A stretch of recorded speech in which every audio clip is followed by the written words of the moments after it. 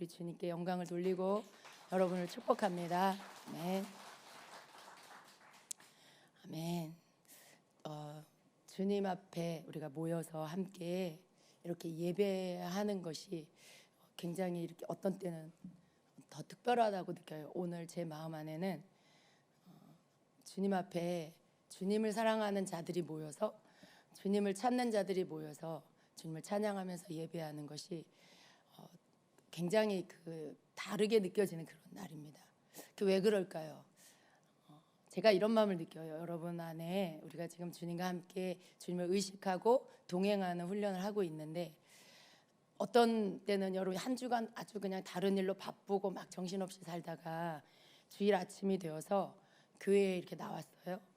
굉장히 주님 오랜만이시네요. 이렇게 말할 수 있어요. 한 주 동안 한 번도 주님 찾지 않다가 주일 아침에 내가 기독교인이고 내가 교회 다니니까 교회 왔어요. 기도를 하는데 참 주님하고 이렇게 약간 좀 이렇게 되게 오랜만에 만난 것 같은 그런 느낌 받으신 적 있으시죠? 그게 여러분 정상적이지 않은 거예요. 주님 제가 한 주간 이렇게 살았는데 뭐 이렇게 또 회개할 것들이 굉장히 많을 것이고 뭔가 마음 안에 쌓여 있는 것도 많을 것이고요. 근데 그것이 주님과의 관계에 결코 친밀하다고 말할 수 없습니다. 그런데 매일 주님을 의식하고 눈을 뜨면서 주님을 찾고 계속해서 주님을 찾으며 그 주님이 함께 하시는 주님이 어디 계세요? 그러면 여러분 안에 벌써 주님을 찾고 있는 거죠.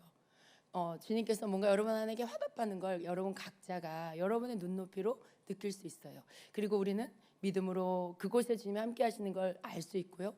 그리고 그 주님께 또 어떤 때 내가 이야기하고 또 마음을 말씀드리기도 하고 성경을 읽다가 안 풀어진 거 주님 그게 무슨 뜻인지 설명해 주세요. 가르쳐 주세요. 또 이런 대화를 할 수 있고요.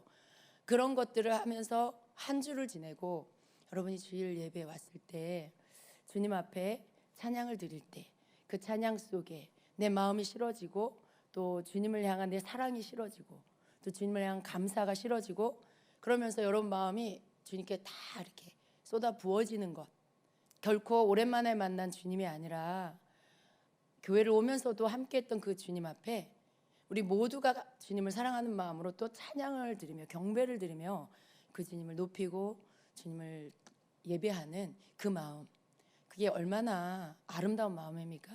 얼마나 주님이 받으시기에 기쁘고 합당한 정말 너무나 귀한 그런 마음이 아닐까요? 그런 예배가 얼마나 귀한지 몰라요. 우리가 주님을 찾는 게 얼마나 귀한지 모릅니다. 주님이 얼마나 기뻐하시는지 모릅니다. 여러분 왜 우리가 주님을 계속해서 찾고 왜 주님을 의식하는 이것을 계속해야 될까? 시간이 지나면서 여러분이 다 체험되기를 원합니다. 시간이 지나면서 여러분이 그 차이를 더 크게 느끼게 되시기를 바라고요. 그래서 계속해서 주님과 함께 동행하는 이 훈련을 계속해 나가시기를 바랍니다. 굉장히 기뻐하세요 주님이. 그리고 믿음이 주님의 하시는 말씀들이 여러분에게 더 믿음으로 다가오는 것을 느낄 거예요. 여러분을 향해서 말씀하시는 주님의 작은 음성들, 짧은 음성들, 어떤 그런 감동들, 그런 마음에 들어오는 것들을 의심하지 마세요. 여러분 이제는 여러분이 마귀가 하는 거와 우리 주님이 하는 그 차이를 확실하게 분별할 수 있습니다. 여러분 그거 분별할 수 있어요. 이거 내가 맞을까? 여러분 안에 두려움이나 초조감, 불안함으로 다가온다면 그건 100% 마귀예요. 악한 영이에요. 그러나 그 음성이 나에게 평안을 주고 기쁨을 주고 뭔가 내 마음 안에 막 설레임이 차오르게 한다. 그건 여러분 100% 주님의 음성입니다. 여러분이 그냥 느낄 수 있잖아요. 여러분 어두운 거 어둡게 느낄 수 있고 또 불안한 거 불안함이 뭔지 알고 있고 기쁜 거 기쁨이 뭔지 느낄 수 있잖아요. 평강한 거 평강이 뭔지 여러분 느낄 수 있잖아요. 그러니까 그렇게 다가오는 것이 분별이에요. 그냥 그렇게 여러분이 이렇게 아주 직관적으로 느껴지는 거 이제 그게 또 분별의 하나예요. 그러니까 여러분이 주님을 만나고 주님의 음성을 듣고 이런 거에 너무 두려워하지 마시고 계속해서 해나가시기를 바랍니다. 믿음으로 계속 밀고 나아가면 여러분의 확신은 더 커질 거고요. 그리고 주님의 나타나신 만나주심은 더 크게 여러분에게 다가오게 될 것입니다. 아멘. 저는 감기에 걸린 게 아닙니다. 유튜브에 그 실시간 댓글창에 어떤 분이 제 목소리가 이상하다고 목사님 혹시 감기 걸린 거 아니세요? 이렇게 다루셨어요. 근데 저는 그게 어떻게 읽어지냐면 목사님 혹시 코로나 걸린 거 아니세요? 그 말을 하고 싶은데 차마 그 말 못하고 감기 걸린 거 아니세요? 이제 이렇게 하셨나? 이런 생각이 들었는데 방송으로 보시는 분들을 위해서 설명합니다. 제가 감기 걸린 거 아니고 코로나 걸린 거 아니고요. 기도에 인도하다가 이제 목소리가 좀 쉬었는데 계속 목을 쓰다 보니까 아직 풀리지 않고 있지만 제가 힘을 다해서 목소리를 내고 있습니다. 그래서 듣기가 조금 불편하고 중간에 이상한 소리가 나더라도 양해하시고 들어주시기를 바랍니다. 그리고 저를 위해서 기도해 주세요. 예, 여러분의 기도가 필요합니다. 저는 중보기도의 힘을 너무나 잘 알고 있어요. 주의 종은 그 누구보다도 중보기도가 필요한 자리입니다. 여러분의 기도가 없으면 주의 일을 할 수 없어요. 여러분이 볼 땐 굉장히 목사님은 하나님하고 친하니까 뭐 알아서 잘 하실 거야. 뭐 나 같은 사람의 기도가 뭐가 필요하겠어. 이렇게 생각하는 분이 있더라고요. 근데 절대 아닙니다, 여러분. 성도 여러분이 기도를 안 해주시면 결코 절대로 목회를 할 수가 없어요. 여러분 한 사람 한 사람이 정말 사랑으로 주의 종을 위해서 기도해 주실 때 그 기도의 힘으로 인해 주님의 일을 넉넉히 감당하는 것입니다. 그냥 여러분 기도가 아니면 나약한 한 인간일 수밖에 없어요. 저는 또 더더군다나 아주 연약한 여자일 수밖에 없습니다. 그런데 여러분이 기도해 주시면 제가 용사가 될 수 있고 하나님의 종으로서 일할 수 있어요. 그러니까 여러분 기도해 주셔야 돼요. 예. 그래서 또 여러분의 기도의 힘으로 또 주님의 사역을 잘 감당할 수 있도록 저와 또 우리 김 목사님, 우리 주임제교회 모든 사역자들을 위해서 늘 먼저 기도해 주시기를 부탁을 드립니다. 자, 오늘 말씀은 마태복음 12장 31절로 37절 말씀인데요. 예, 제가 같이 여러분하고 이거 세 번역으로 좀 읽겠습니다. 말씀 잘 보이시나요? 네. 자, 우리 같이 한 목소리로 읽겠습니다. 그러므로 내가 너희에게 말한다. 사람들이 무슨 죄를 짓든지 무슨 신성 모독적인 말을 하든지 그들은 용서를 받을 것이다. 그러나 성령을 모독하는 것은 용서를 받지 못할 것이다.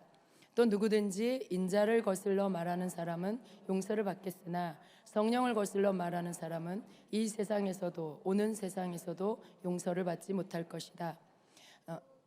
나무가 좋으면 그 열매도 좋고 나무가 나쁘면 그 열매도 나쁘다.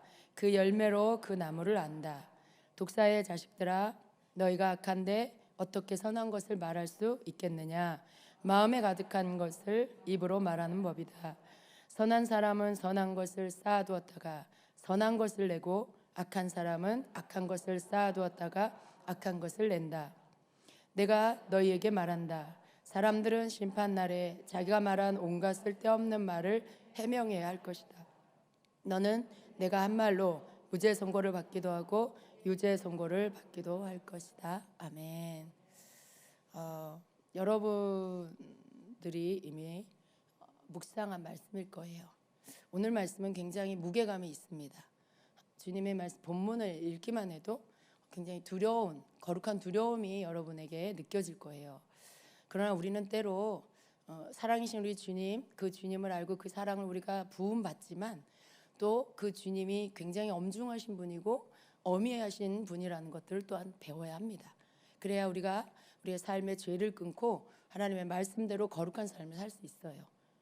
그래서 우리는 하나님의 말씀 속에 하나님의 주시는 엄중한 말씀도 듣고 그리고 그것을 알고 그 말씀을 준행하는 자가 되어야 합니다. 예수님께서 오늘 말씀 가운데 이런 말씀을 하신 거예요. 사람이 무슨 죄를 짓든지 다 용서를 받을 수 있다라고 하신 거죠. 그리고 심지어 신성 모독죄까지도 용서를 받을 수 있다라고 하셨어요. 그렇지만 한 가지, 성령을 모독하거나 말로 성령님을 거스르는 것은 용서를 받을 수가 없다라고 하셨습니다. 여러분 신성 모독죄가 뭐예요? 하나님을 모독하는 죄입니다. 근데 그 죄조차도 용서받을 수 있다라고 말씀해요. 여기 이 신성모독죄를 나열해 보면 너무나 끔찍한 죄들이에요. 제가 한번 나열해 드릴게요. 하나님보다 높임을 받으려는 행위, 하나님을 무시하고 경멸하는 행위, 하나님의 거룩하신 전을 가볍게 대하는 태도, 우상 숭배, 또 하나님의 이름으로 거짓 맹세하는 행위 등 이런 것들이 여기에 해당이 됩니다. 근데 이런 죄를 범하면 안 되죠. 그런데 이제 왜 이런 죄를 질까요? 하나님을 잘 모르고 하나님 말씀도 잘 알지 못해서 이런 죄를 짓는 사람들이 있습니다. 그런데 그렇다 할지라도 하나님께 중심으로 회개하면 용서를 받을 수 있다라는 말씀이에요. 또 말로써 인자를 거스르는 죄, 이것은 예수님에 대해서 함부로 말하는 것이죠. 근데 그러한 죄도 진심으로 회개를 하면 용서를 받을 수 있다라고 말씀하시죠. 그런데 용서받지 못하는 죄가 있다라고 하세요. 그것은 성령님을 모독하는 죄, 이것은 용서받을 수 없는 죄가 된다라고 말씀합니다. 또 말로라도 성령님을 대적하면 용서받지 못한다라고 말씀해요. 근데 여러분 이 말씀을 보면서 여러분 이해가 좀 안 되는 거예요. 어떻게 하나님을 모독해도 용서를 받고 말로 예수님을 모독해도 용서를 받는데 성령님을 모독하고 성령님을 말로 대적하는 죄는 용서를 받지 못한다 하실까? 대체 왜 그럴까라는 그런 의문이 듭니다. 그런데 여러분 우리가 이것을 알아야 합니다. 그냥 그렇구나 이렇게가 아니라 그것이 도대체 무슨 말씀이실까? 왜 그렇게 말씀하실까? 우리가 이 부분들을 알고 지나가야 합니다. 그렇다면 성령님을 모독하는 것은 어떻게 하는 것을 말씀하는 것일까? 또 성령님을 말로 거스른다, 대적한다 하는 것은 어떤 것을 말씀하시는 것인가? 우리가 좀 이걸 알아봐야 되겠죠. 근데 우리가 이것을 알아보기 전에 우선 성령님이 하시는 일에 대해서 살펴볼 필요가 있습니다. 성경에 성령님의 활동이 본격적으로 이렇게 나타나신 것은 사도행전 2장 오순절 이후에서부터입니다. 물론 성령님은요 창조 때에도 일을 하셨고요, 또 구약의 이스라엘의 역사 가운데서도 일을 하셨습니다. 그러나 신약의 오순절 이후에 성령님이 이제 본격적으로 일을 하기 시작하신 것이죠.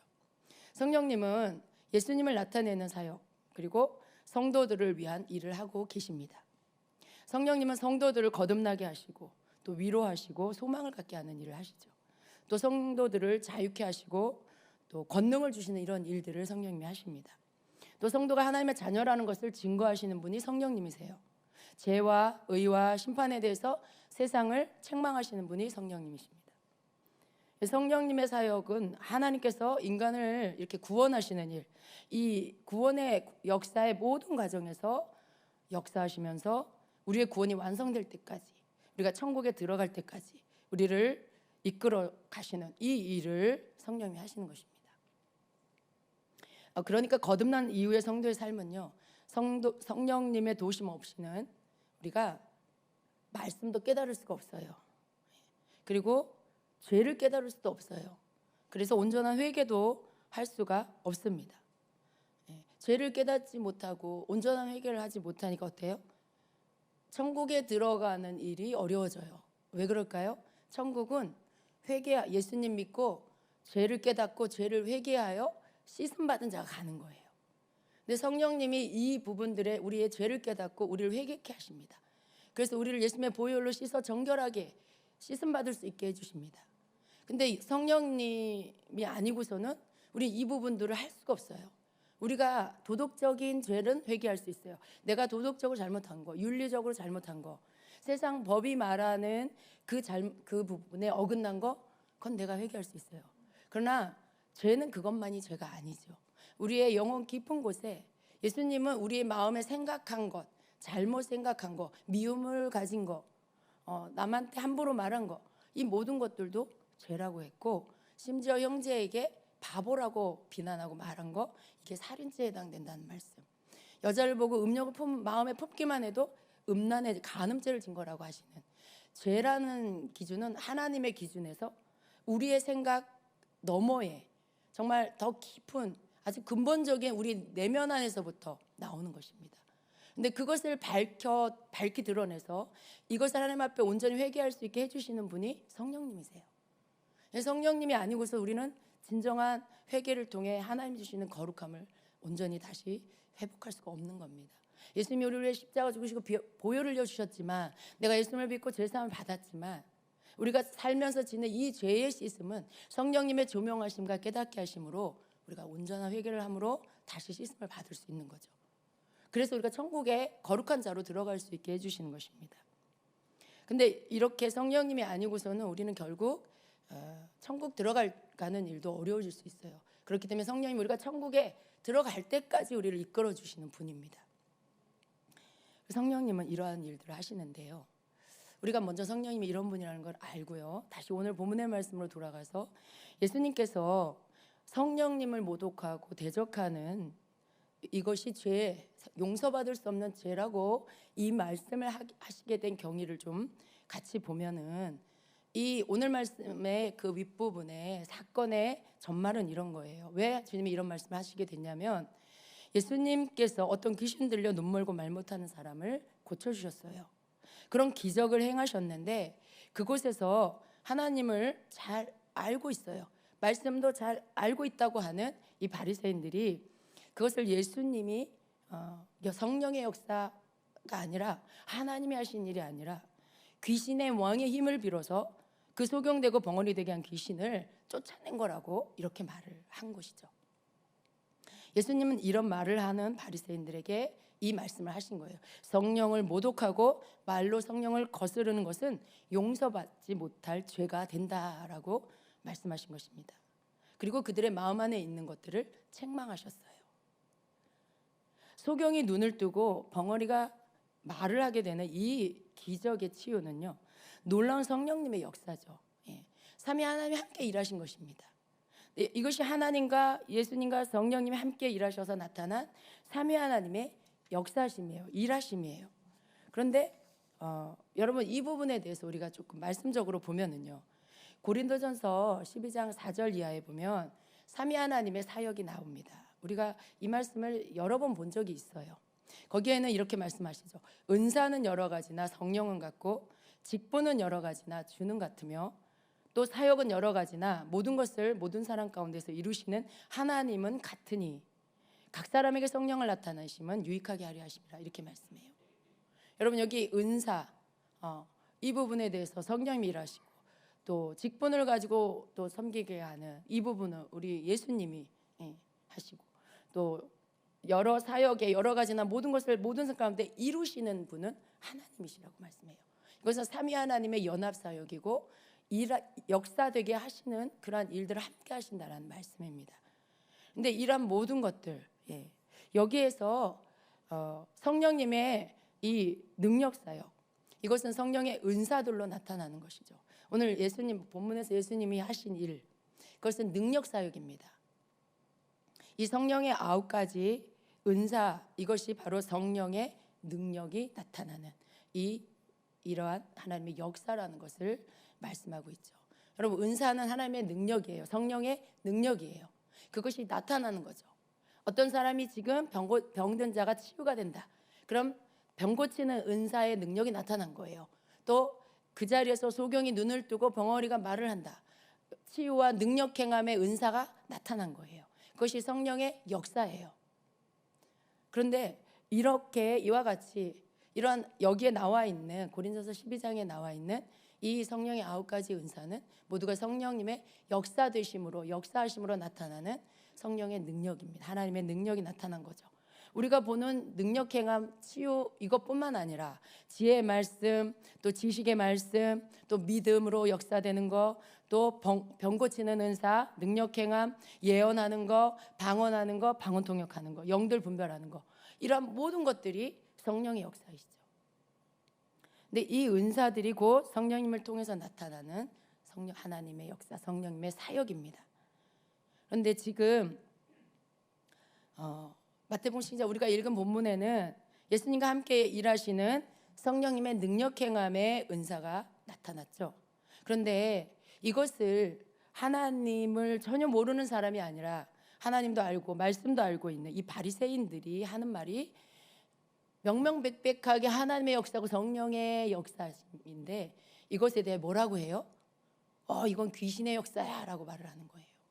이건 귀신의 왕 바알세붑의 힘을 빌어서 하는 귀신의 역사야. 그렇다면 그 말은 또 이런 말이기도 해요. 예수님이 귀신의 왕 바알세붑과 함께 일하는 귀신에 속한 그런 사람이다라는 말이기도 해요. 너무나 끔찍한 말이죠, 여러분. 근데 여러분, 이 사람들이 그걸 몰랐을까요? 분명히 성경이 기록된 대로 메시아가 오시면 이런 일들, 소경이 눈을 뜨고 벙어리가 말을 하고 기머거리가 귀가 열리고 이런 놀라운 기적이 일어날 거라고 성경에 기록되어 있는 거 알고 있어요. 그런데도 불구하고 이들은 그것에 대하여 눈앞에서 그것을 보면서도 귀신의 역사라고 이렇게 말을 합니다. 왜 그것을 이 사람들은 귀신의 역사라고 말을 했을까요? 여러분, 그들의 마음, 주님은요 이 말씀을 가르치시고 연이어서 뭘 말씀하시냐면 마음에 대한 말씀을 하세요. 그들 속에 있는 것들에 대한 말씀을 하세요. 그들의 마음 안에 무언가가 있는 거죠. 예수님이 그것까지 꿰뚫어 보신 거죠. 이 바리새인들의 마음 안에는요 인정하고 싶지 않은 마음이 가득 차 있었던 것입니다. 그 마음 속에 인정하고 싶지 않은 거, 뭘 인정하고 싶지 않았을까요?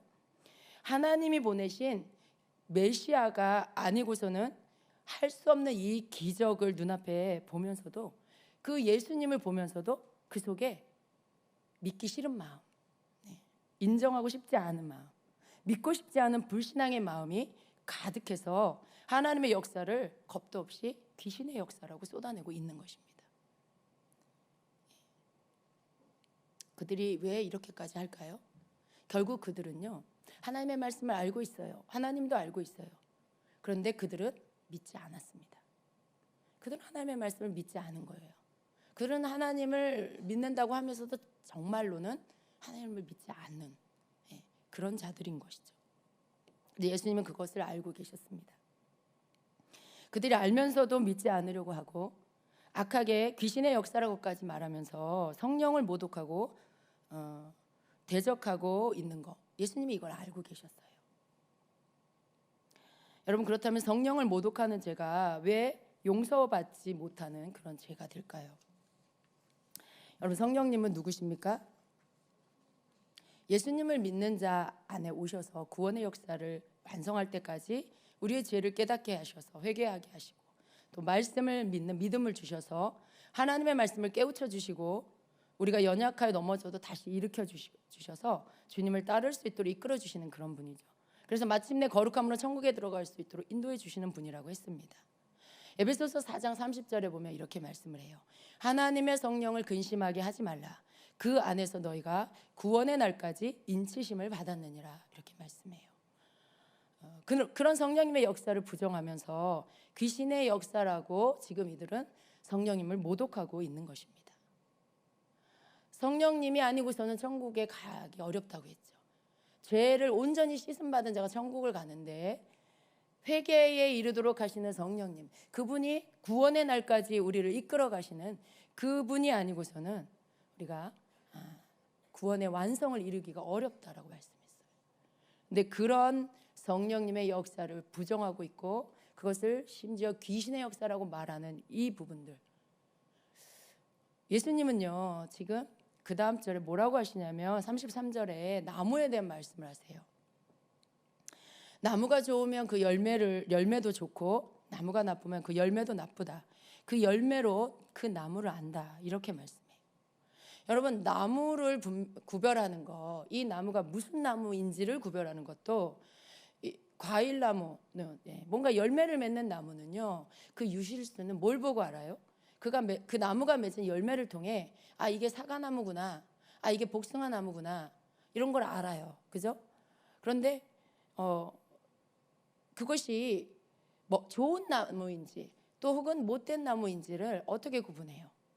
열매를 맺었는데 사과나무인 줄 알았는데 못 먹는 사과나무 있잖아요, 여러분. 그 열매를 맺었어. 이거는 먹을 수 없는 열매. 그러니까 어때요? 우리가 먹을 수 있는 일반적인 사과나무라면, 그 사과를 맺는 나무라면 이건 좋은 나무죠. 그런데 먹을 수 없는 열매를 맺는 이 나무는 그것보다 좋지 못한 나무라고 말할 수 있어요. 복숭아도 마찬가지죠. 진짜 우리가 먹는 맛있는 복숭아를 맺는 나무가 있지만 그냥 이렇게 먹을 수 없는 개복숭아를 맺는 복숭아 나무가 있습니다. 이 두 가지를 비교할 때 맛있는 복숭아를 맺는 나무가 좋은 나무라고 한다면 그렇지 않은 나무는 못된 나무라고 말할 수 있어요. 그런 것처럼 이 열매를 통해서 그 나무를 안다라고 하는 것입니다. 예수님은요, 이 나무를 말씀하시면서 마음에 가득한 것, 마음에 바리새인들의 마음에 악한 것이 가득하기 때문에 보고도 믿지 않고 아예 믿지 않으려는 불신앙의 마음이 가득 차 있어서 저들의 입에서 저렇게 성령님을 모독하는 말이 쏟아져 나오는 것이라고 말씀하고 있어요. 그러니까 그 바리새인들의 입에서 나오는 성령을 모독하는 말의 열매를 볼 때 그들이 못된 나무라는 거, 그 말의 열매는 그냥 단지 그냥 입에서 나오는 게 아니라 그들의 마음에서부터 이미 많이 쌓여져 있는 악한 것으로부터 나오는 것이다라는 것을 말씀하시는 것입니다. 그러면서 예수님은 독사의 자식들아, 너희가 악한데 어떻게 선한 것을 말할 수 있겠느냐? 마음에 가득 찬 것을 입으로 말하는 법이다라고 그들을 꾸짖습니다. 여러분, 우리의 마음 안에 지금 예수님은요, 사람의 속을 꿰뚫어 보시는 분이시죠. 다 알고 계시는 분이시죠. 우리는 바리새인들의 마음 안에 이미 쌓여져 있는 게 무엇인지를 말씀을 통해서 깨달으며 볼 수 있습니다. 그들은 이미 하나님의 말씀을 자신들이 가지고 있는 것대로 보고 있고요. 그리고 하나님이 말씀하신 것들을 믿지 않으려는 마음으로 가득해 있었어요. 자신들이 생각하는 것을 합리화해야 하기 때문에 지금 눈에 보여지는 하나님의 역사, 성령님의 역사조차도 그것을 귀신의 역사라고 바꾸어 말할 정도로 악한 마음을 품고 있었습니다. 그렇게 되어지는 이들의 이 내면 안에 이미 오래전부터 무언가가 쌓여 있었던 것입니다. 갑자기가 아니에요. 그들 안에 이미 쌓여 있던 것들이 있었다는 것입니다. 사람의 마음 안에는 늘 무언가가 들어오죠. 그것이 그 마음 안에 쌓입니다. 그것이 계속 쌓이고 쌓여서 그것이 어느 때인가 말로 나옵니다. 내 마음 안에 불신이 쌓이고 또 불신앙이 쌓이고 또 믿지 않으려는 이런 마음, 높아진 마음, 하나님 말씀 믿지 않으려는 마음, 이런 것들이 계속 쌓이면 어떻게 될까요? 그 입에서 불신앙의 말이 나옵니다. 그 입에서 하나님의 말씀을 믿지 않는 말이 나오고요. 결국 그 입에서 하나님의 역사조차도 귀신의 역사라고 말하는 것들이 나옵니다. 여러분, 결코 이것은 바리새인들만의 일이 아니죠. 인간이라면 모두가 이러한 일들에 노출되어 있습니다. 우리가 우리의 마음 안에 뭔가가 쌓인다는 것을 알아야 해요. 우리 마음 안에 뭔가가 쌓입니다. 우리는 우리의 마음을 잘 관리해야 되죠. 예수님께서 너희 마음 안에 가득한 것을 바깥으로 쏟아낸다라고 하셨을 때, 그것이 바리새인들의 모습에 예를 들어서 주님이 말씀하셨을 때 우리는 알아야 돼요. 내 마음엔 뭐가 쌓여있지? 내 안에 뭐가 가득하지? 내 입에서는 어떤 말이 나오지? 나는 하나님의 말씀을 말씀 그대로 믿고 있나? 나는 성령님의 역사를 성령께서 역사하시는 것이라고 말하고 있나? 이러한 부분들을 보아야 합니다. 어떤 사람들은요, 성령님이 역사하시는 것을 믿지 않습니다. 또 믿지 않을 뿐더러 무시하고 대적하는 말을 하기도 합니다. 심지어 오늘날 예언에 대해서도 부정하는 사람들이 있어요. 또 방언조차도 귀신의 소리다라고 두려움 없이 말하는 이들이 있습니다. 그게 얼마나 두려운 말인지 성경을 통해 깨달아야 합니다. 오늘 예수님이 바리새인들을 향하여 말씀하셨던 성령을 모독하는 죄, 성령을 대적하는 죄는 용서받을 수 없다라고 하신 이 말씀을 귀 기울여 들어야 합니다. 성경에서 말씀하고 있는 성령의 은사는 성령의 역사입니다. 하나님의 역사죠. 하나님의 능력이 풀어져 나오는 그 성령의 나타나심입니다. 그것이 능력으로, 또 지식의 말씀, 지혜의 말씀으로, 방언으로, 방언 통역으로, 예언으로, 능력 행함의 기적으로, 병이 치유되는 일들로 나타나고 있어요. 성경은 멈추지 않았고요. 여전히 사도행전의 놀라운 기적들, 성령의 역사들은 지금도 계속 나타나고 있죠. 근데 어떤 사람들은 이것을 마치 그 예수님 시대의 바리새인들처럼 그 성령의 역사를 귀신의 역사다라고 함부로 말하는 이들이 있어요. 굉장히 두려운 일입니다. 용서받지 못하는 죄. 어떻게 예수님의 보혈로 용서받지 못할 죄가 있을까요? 그런데 예수님이 직접 말씀하셨어요. 온갖 죄는 다 용서받을 수 있다. 그런데 성령을 모독하고 말로 성령을 대적한 죄는 용서받지 못한다라고 아주 분명하게 말씀하고 있어요. 사람의 지식이 있으면 얼마나 있습니까? 또 사람의 어떤 지식, 신학적인 교리나 지식이나 신학적 지식이 있으면 얼마나 있을까요? 성경에 기록된 예수님의 말씀 그 위일까요? 그게? 결코 그럴 수 없죠. 하나님의 말씀보다 더 신학적 지식이나 교리나 이런 어떤 교파의 가르침이 그것보다 더 위일 수 있을까요? 그럴 수 없습니다. 사람이 논리적으로 정리해 놓은, 자신들이 이해할 수 있는 만큼만 성경을 가져다 인정하고, 이해하지 안 되는 거, 믿어지지 않는 건 빼버리는 거, 그게 신학일 수도 있고 교리일 수도 있어요. 모든 교리나 모든 신학이 다 그렇단 말은 아니지만, 그러나 여러분, 어떤 신학이고 어떤 교리도 하나님 말씀보다 위일 수가 없는 거예요. 그런데 함부로 내가 배운, 내가 들은 그 지식이 그건 오늘날 존재하지 않는다고 배웠어. 나는 오늘날 성령의 역사는 없어, 치유는 없어, 예언이 어딨어, 오늘날 방언이 뭐야, 그건 귀신의 소리야. 여러분, 굉장히 두려운 짓을 하고 있는 것입니다. 그러한 일들에 대해서 이제는 멈춰야 합니다. 성령께서 역사하시고 우리 가운데도 여전히 우리를 사랑하셔서 놀라운 기적들을 행해 주시는 하나님의 그 역사를, 우리는 그것을 보고 주님께 찬양하고 영광을 돌리며, 주님 더 행하여 주시옵소서, 주님 더 나타내 주시옵소서.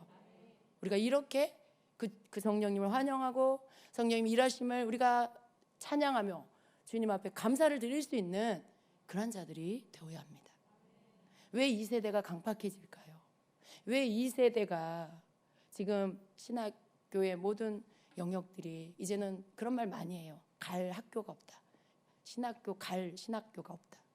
왜냐하면 다 왜곡되고 변질되고 이상한 것들을 가르치니까. 왜 그런 시대가 되었을까요? 왜 그럴까요? 성령의 역사를 인정하지 않기 때문입니다. 인본주의에 사람들이 이해할 수 있는 그럴듯한 것들을 다 그 안에 섞어 놓으니까, 하나님이 기뻐하시지 않는 것들을 그 안에 섞어 놓으니까 갈 신학교가 없다라고 말하는 거예요. 그래 여러분, 우리는 그러면 안 됩니다. 우리는 정말 말씀 안에 주님이 말씀하신 것을 주님의 말씀대로 믿을 수 있는 믿음의 사람들이 되어야 합니다. 어떤 것도 섞지 않고 어떤 것도 전제하지 않고, 또 내 안에 가득 찬 것, 불신앙과 내가 잘못 배운 것과 내가 어느 교단에서 난 이렇게 들었어, 난 어떤 교단 목사님한테 이렇게 배웠어, 그런 것들을 가지고 마음에 쌓아놓고 그것을 가지고 성령을 재해석하는 이런 것을 하면 안 됩니다. 물론 우리는 하나님의 말씀을 잘 해석해야 돼요. 그러나 말씀을 왜곡시키게 해서는 안 된다는 거예요. 왜냐하면 그것이 몰라서 그랬어. 그런데 성령을 모독하고 말로 성령을 회방하고 성령을 대적하는 죄는 용서받을 수가 없는 죄이기 때문에 굉장히 조심해야 하는, 함부로 그렇게 해서는 안 되는, 내가 정말 확실히 알지 못한다면 그런 것들을 하지 말아야 하는, 적어도 경험해보고 주님 이런 것이 있으면 저도 해보게 해주세요, 저에게 믿음을 주세요, 지금 이것이 주님이 하시는 이런 걸 저에게 알 수 있게 해주세요라고 기도해야 할 거 아니에요. 그런 것도 해보지 않고 내가 아는 지식이 전부라고 생각하고 그것을 판단하고 그것을 귀신이 하는 거라고 말하는 거, 그것을 함부로 판단하고 말하는 거, 이건 굉장히 무서운 죄에 걸린다는 것을 알아야 합니다. 그래서 우리가 그런 것을 결코 해서는 안 된다는 것입니다.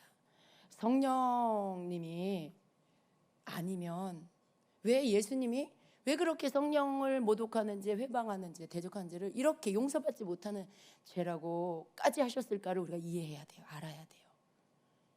예수님으로 인해 우리가 구원을 얻었지만 그 얻은 구원이 완성될 때까지는 성령님을 모시지 않고는 되어지지 않기 때문에 우리가 성령님을 모셨어요. 예수님 믿고 성령님 우리 안에 오셨어요. 그런데 이 성령님이 내가 성령님이 역사하는 것들을 보고 저건 귀신의 역사야. 요즘 저런 게 어딨어. 저건 귀신 소리야. 방언, 저건 귀신 소리야. 이렇게 말하면 내 안에 오신 성령님이 어떻게 내 안에서 나와 함께 살 수가 있냐는 거예요. 어떻게 내가 이분을 모시고 주님 나라 들어갈 때까지 주님을 따르는 삶을 내가 어떻게 살아요? 내가 내 안에 계신 성령님을 지금 모독하고 있고 대적하고 있는데 어떻게 그분하고 내가 함께 살 수가 있냐는 거예요. 그분이 떠나갈 수밖에 없죠. 그분이 떠나면 모든 게 끝입니다. 그분이 떠나면 여러분 우리의 구원의 완성은 없는 거예요. 그렇기 때문에 예수님께서 성령을 모독하지 말라고, 성령을 대적하지 말라고, 그 죄는 용서받지 못한다라고 이렇게 말씀하신 이유가 여기에 있는 거예요. 성령을 잃어버린 자가 되어서는 안 됩니다. 그분이 아니고서는 우리가 예수님을 알 수도 없어요. 우리가 예수님을 알 수가 없어요. 하나님의 말씀 깨달아지지 않아요.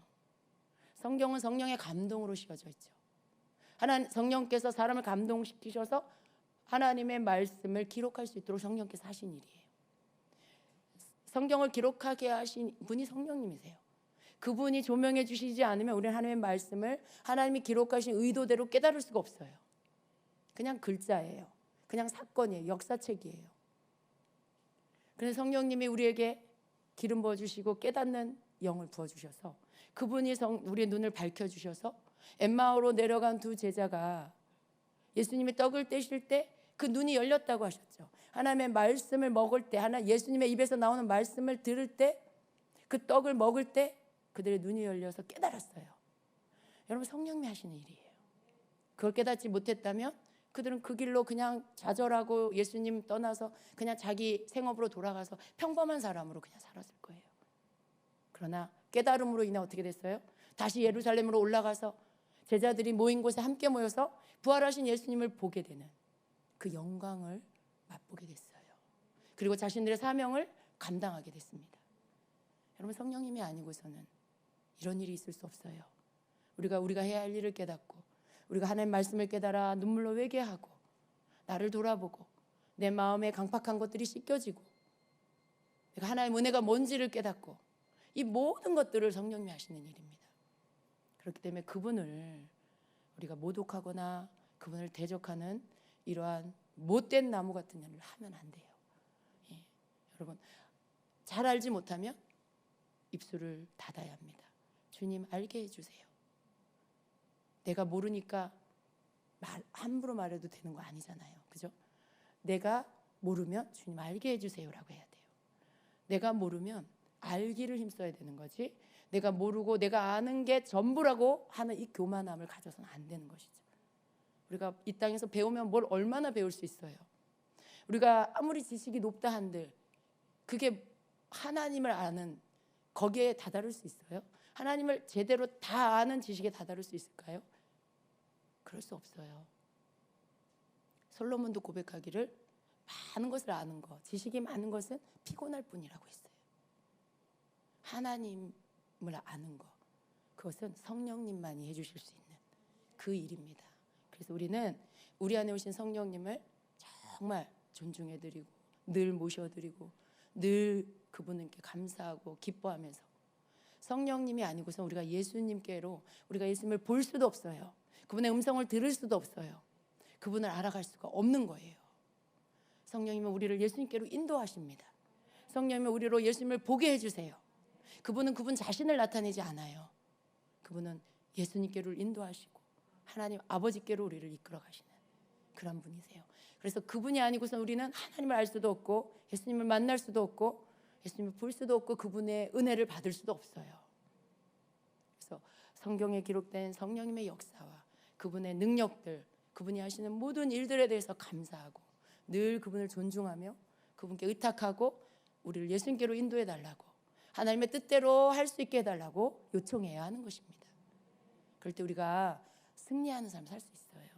우리 마음 안에 늘 쌓아야 할 것은 주님이 주시는 이 주님 생각, 또 말씀을 믿는 이 믿음의 생각, 성령님을 존중해드리는 이러한 것들, 하나님을 사랑하는 것들, 이러한 모든 것들 우리 안에 늘 쌓이게 해야 돼요. 그러면 우리 입술에서 뭐가 나올까요? 우리 입술에는 주님 얘기가 나와요. 우리 입술에는 내 삶 속에 함께 하신 우리 주님 얘기, 내가 경험한 성령님의 역사, 하나님이 베풀어 주신 은혜, 말씀을 읽다가 깨달은 거, 은혜 받은 이런 것들이 내 입에서 나오죠. 어떻게 함부로 누군가가 그 말을 하는데 야 그게 무슨 하나님이 하신 거예요? 오늘날 그런 게 어딨어? 방언 우리 목사님이 근데 귀신 소리래. 그런 말 절대 하지 않습니다. 여러분 그런 말 하는 친구랑 놀지 마세요. 그런 말 하는 친구 만나지 마세요. 절대로 여러분에게 도움되지 않아요. 내가 어떤 친구를 만나느냐 굉장히 중요해요. 믿음의 친구를 가지세요. 여러분에게 믿음을 업시켜주는 그런 친구를 만나세요. 우리는 마음에 우리 주님께서 기뻐하시는 것을 가득 쌓고 좋은 열매를 그 입술에 맺을 수 있는 정말 특상품의 과실과 같은 그런 열매, 하나님이 기뻐하시는 그런 입술의 열매를 맺는 좋은 나무가 되어야 하겠습니다. 여러분 그런 자가 되시길 축복합니다. 성령님과 함께 할 때, 성령님 온전히 따라갈 때 여러분 그런 사람이 될 수 있습니다. 아멘. 기도하겠습니다. 이 시간에 우리 함께 잠깐 기도합니다. 여러분 안에 주님으로 가득 채워달라고 기도하세요. 그리고 성령님을 내 안에 모시고 내가 성령님 더욱 환영합니다. 주님 내 안에서 나와 함께 하시고 천국 가는 그날까지 나를 이끌어 주세요. 나를 항상 예수님께로 인도해 주세요. 항상 말씀을 깨닫는 그러한 그 깨닫는 은혜를 나에게 주십시오. 여러분 구하세요. 더욱 여러분 마음 안에 성령님이 주시는 것으로 가득할 수 있도록 여러분이 구하시기를 바랍니다. 함께 기도합니다.